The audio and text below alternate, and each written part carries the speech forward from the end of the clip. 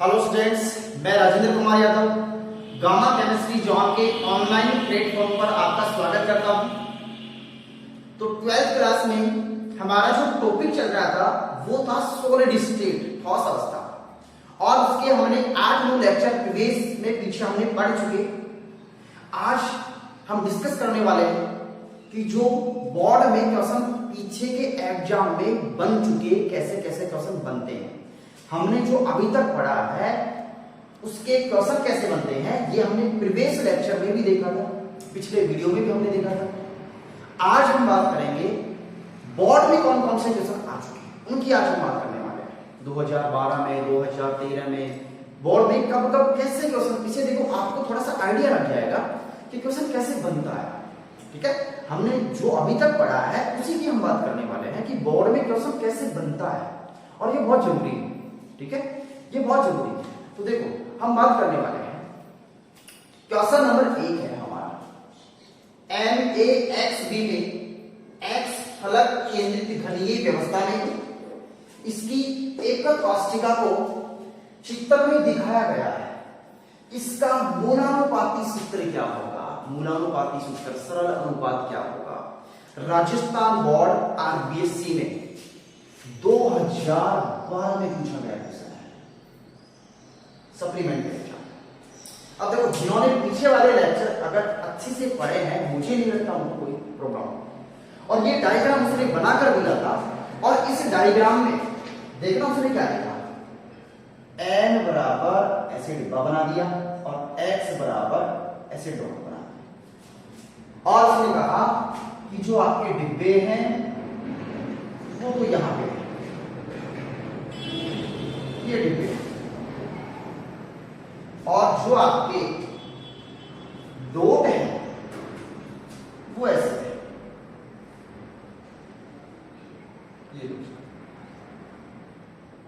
ये उसने बनाकर दिया और पूछा था मूलानुपाती सूत्र क्या होगा। मैंने प्रीवियस लेक्चर में आपको अच्छे से समझाया है, इससे संबंधित कोई भी अगर क्वेश्चन आए तो आप लोग बिल्कुल मिस्टेक नहीं करो। और अगर यहां से न्यूमेरिकल बनता है तो पूरी पॉसिबिलिटी है कि वो अभिविकरणों की संख्या से, मूलानुपाती सूत्र से या यौगिक के सूत्र से ही न्यूमेरिकल बनाया। ठीक है, यहां से अगर नहीं बनेगा तो आगे और पढ़ाऊंगा, मैं बता दूंगा कहां से क्या बनेगा, लेकिन यहां से पॉसिबिलिटी है बनने की। तो देखो जिन्होंने पढ़ा है वो आसानी से कर सकता है। अब सुना उसने ये अभिविकरण दे दिए, तो पहले तो हमें कुल अभिविकरणों की संख्या निकालनी है। देखना ध्यान से, एक m है, एक x है। m तो कहां है? m 4 कोनों पर है। देखना ध्यान से, 4 कोण, सॉरी किनारों पर। m कहां है? 4 किनारों पर, और एक घन के केंद्र पर है। जबकि x कहां है? सभी फलकों के केंद्र पर। देख लो, ऊपर वाली फलक, इधर वाली फलक, इधर वाली फलक, नीचे वाली फलक। ये जो फलक है ये आगे वाली है, और ये जो बिंदु है ये पीछे वाली फलक का x है। ठीक है, तो ऐसे m और x, m तो कहां है? 4 तो किनारों पर, एक घन के केंद्र पर, और x कहां है? सभी फलकों के केंद्र पर। अब देखो प्रीवियस लेक्चर में हमने पढ़ा है आपको अभिविकरणों का योगदान पता होना चाहिए, और आप याद करो हमने पढ़ा था कोने का योगदान होता है एक घन में 1/8 कोने का, फलक का योगदान होता है 1/2, घन के केंद्र का योगदान होता है 1, किनारे का योगदान होता है 1/4। ठीक है, ये चीजें आपको पता होनी चाहिए।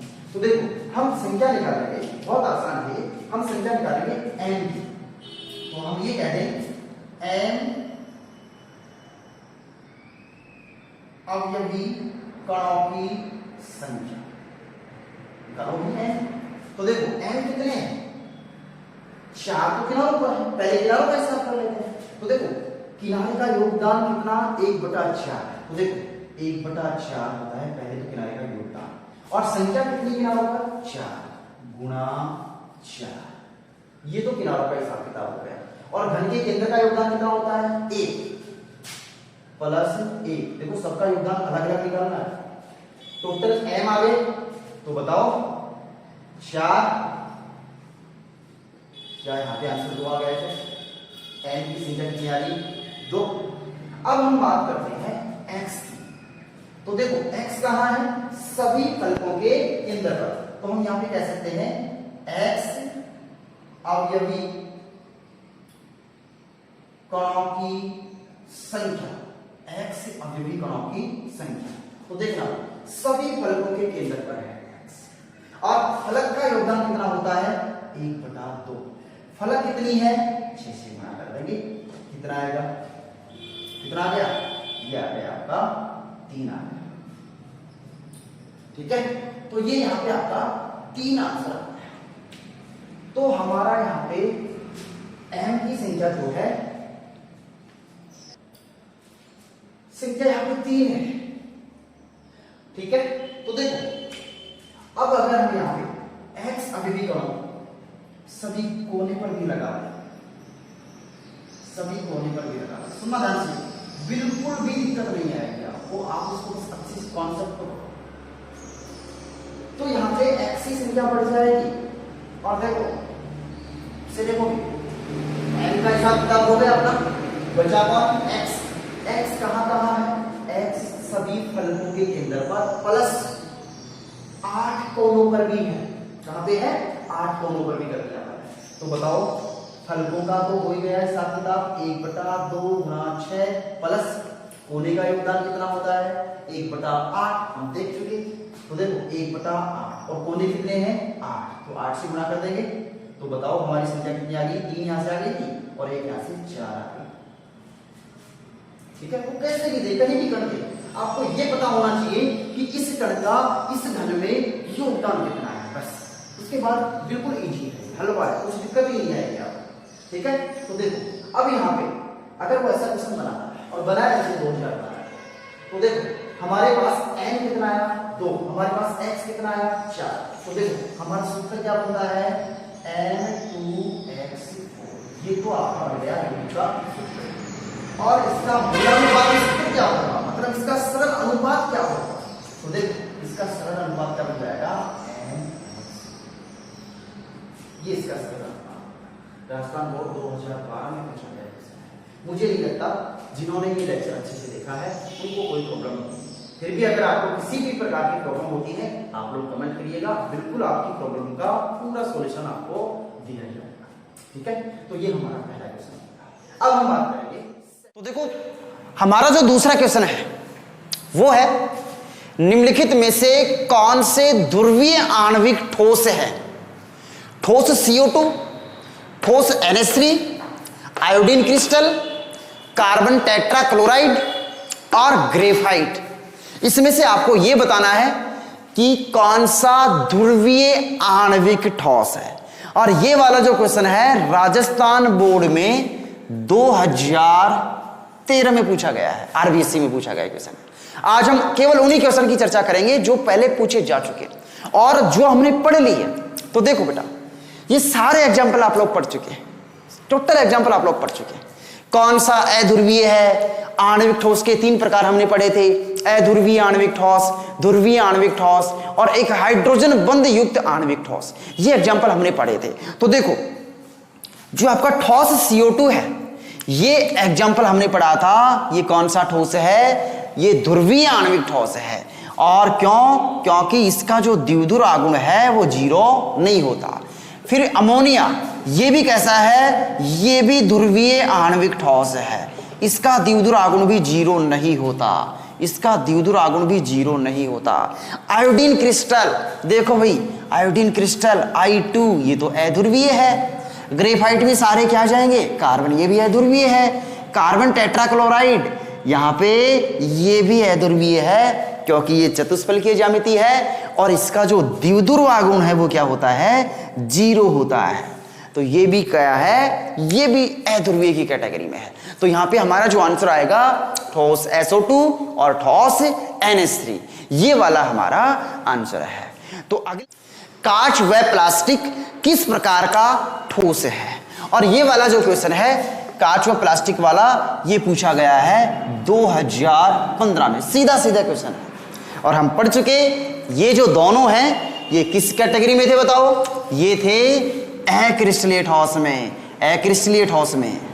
और अक्रिस्टलीय ठोस कौन सा, जिसमें अवयवी कणों की जो व्यवस्था है वो नियमित नहीं होती है, उसके ये एग्जाम्पल थे।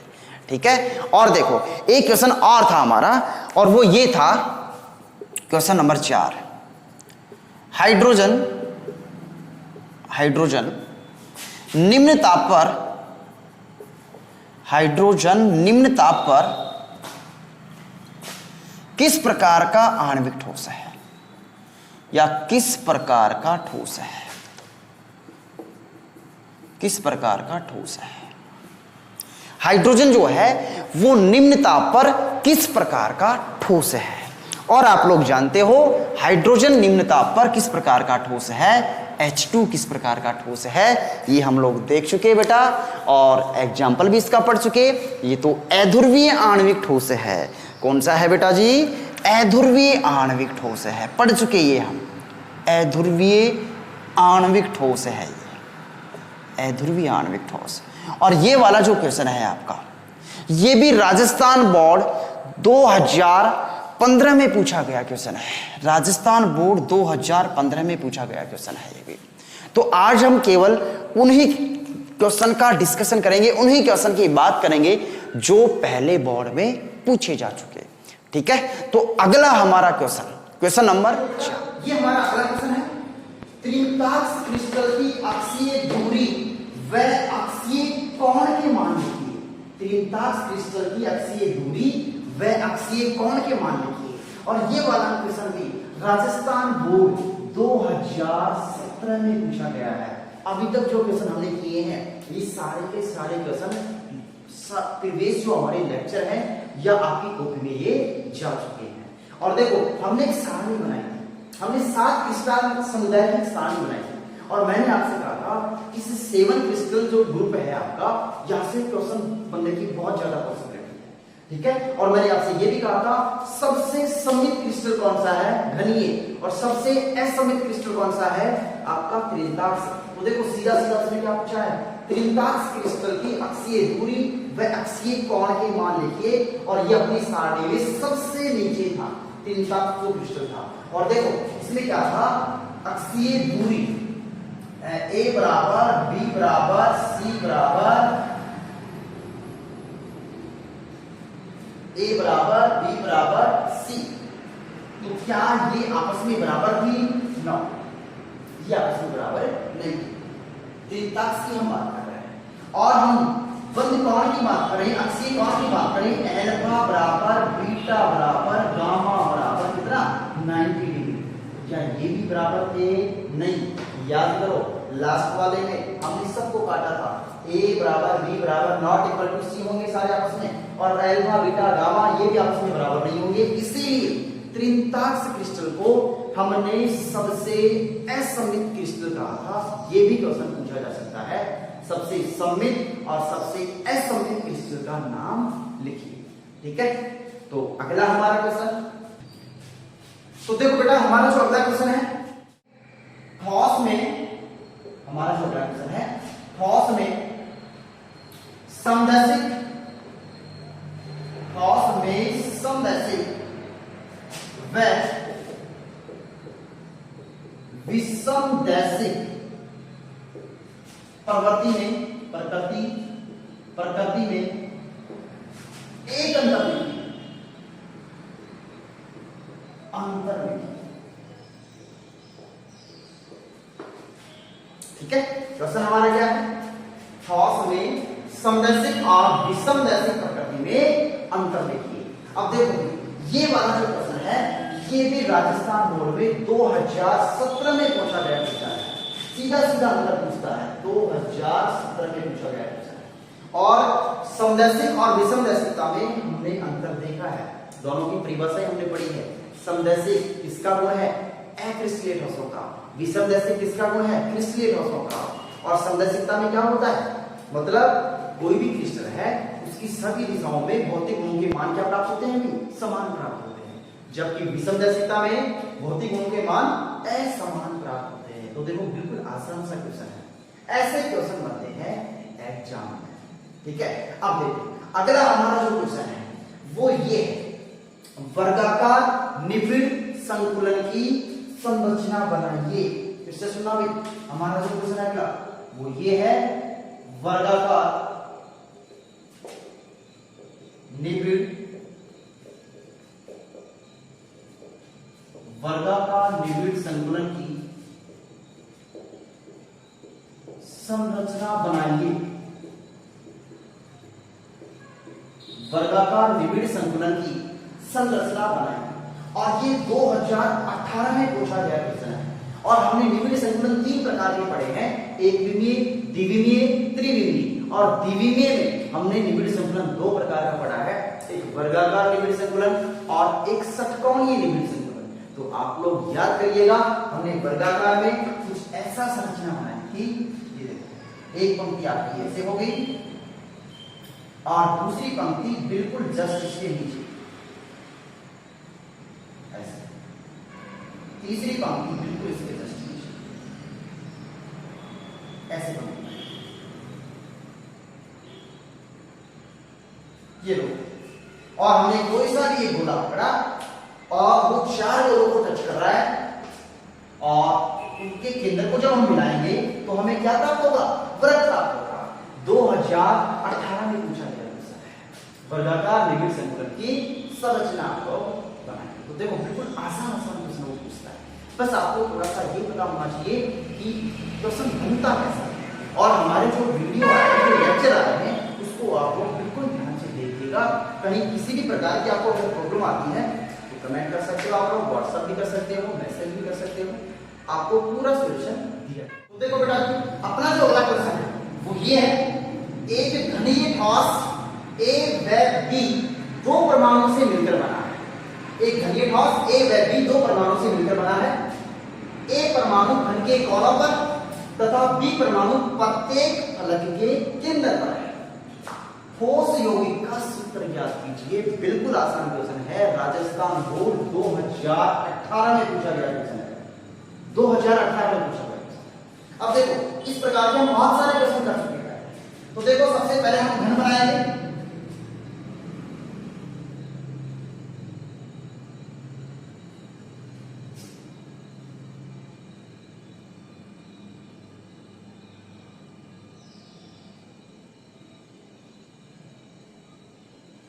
सबसे पहले घन बनाएंगे। अब इस घन में हमें दिखाना है ए परमाणु घन के कोनों पर, एक घन के कोनों पर, रोज ये घन के कोनों पर,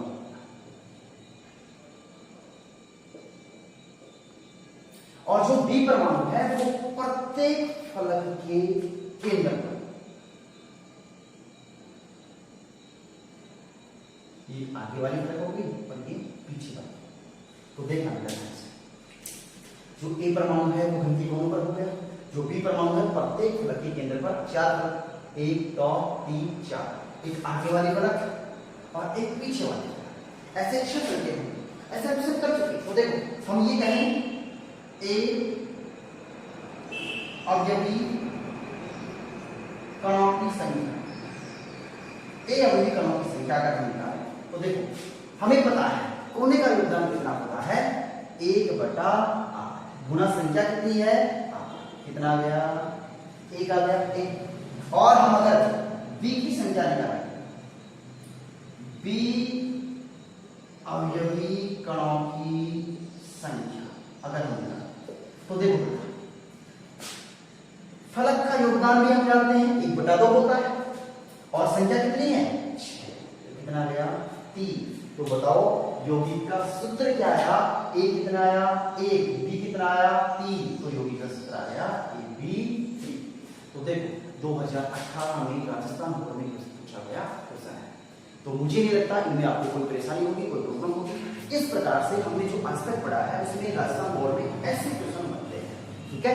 बाकी हम चर्चा करेंगे नेक्स्ट वीडियो में। किसी प्रकार की प्रॉब्लम है तो आप लोग कमेंट कर सकते हो, और आप लोग ज्यादा से ज्यादा शेयर करो, अपने दोस्तों को ज्यादा से ज्यादा आप लोग शेयर करो, ठीक है।